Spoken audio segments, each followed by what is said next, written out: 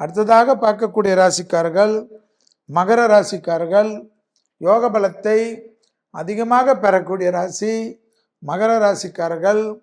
அனுமன் வழிபாடு மறந்துவிடவே கூடாது. அனுமன் சாலிசா மறந்துவிடவே கூடாது. உத்தியோகம், தொழில், வியாபாரம், படிப்பு, பழக்க வழக்கம், அரசு விரோதங்கள், மேலதிகாரிகள், தனி அமைப்பு, குடும்ப அமைப்பு எல்லாவற்றிலும் கவனமாக இருக்க வேண்டும். தேவையில்லாத குழப்பங்களோ சங்கடங்களோ ஏற்பட்டு விடலாம். அதனால் அதீதமான கஷ்டங்களோ சங்கடங்களோ பிரச்சனைகளோ ஏற்படலாம். மகர ராசிக்காரர்களுக்கு அனுமன் சாலிசா, அனுமன் வழிபாடு, விநாயகர் வழிபாடு யோக பலத்தை நிச்சயமாக பெற்றுத்தரும்.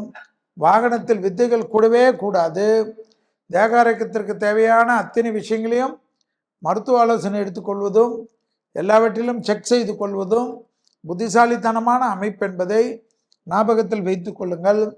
மேலதிகாரிகளிடம் உடன் வேலை செய்யக்கூடிய கூட்டாளிகளிடம் தர்க்கம் செய்துவிட்டு பிறகு வருத்தப்படக்கூடிய சூழ்நிலை ஏற்பட்டுவிடும்.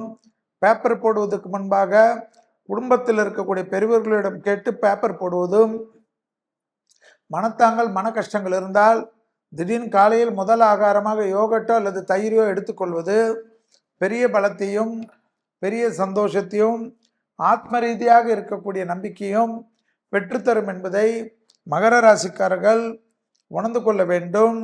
பழைய கடன்கள் பைசல் ஆனாலும் மனதில் ஒரு இனம் புரியாத பயம் நிச்சயமாக மகரத்துக்கு இருக்கும். 7.5 சனி விலகிடுச்சு, எல்லாம் நல்லா இருக்கு, ஏன் இப்படி இருக்குது என்றால் சர்ப கிரகங்கள் உங்களை சுற்றி இருக்கிறதை 2லும் 8லும் இருப்பதை ஞாபகத்தில் வைத்து கொள்ளுங்கள். விநாயகருடைய காரிய சித்தி மாலை சொல்ல சொல்ல, விநாயகருடைய கோயில்களுக்கு செல்ல செல்ல, எந்த கோயில்களுக்கு போனாலும் விநாயகரை மட்டும் தரிசனம் செய்துவிட்டு வரக்கூடிய பிராப்தசாலிகள் பாக்கியசாலிகள் யார் என்று கேட்டால் மகர ராசிக்காரர்கள் என்பதை ஞாபகத்தில் வைத்து கொள்ளுங்கள். ஆக மொத்தத்தில் மகர ராசிக்காரர்களுக்கு எல்லா விதத்திலும் அனுகூலம் இருந்தாலும் கோபதாபத்தை மட்டும் தவிர்த்து கொள்வது விசேஷமான அமைப்பை பெற்றுத்தரும்.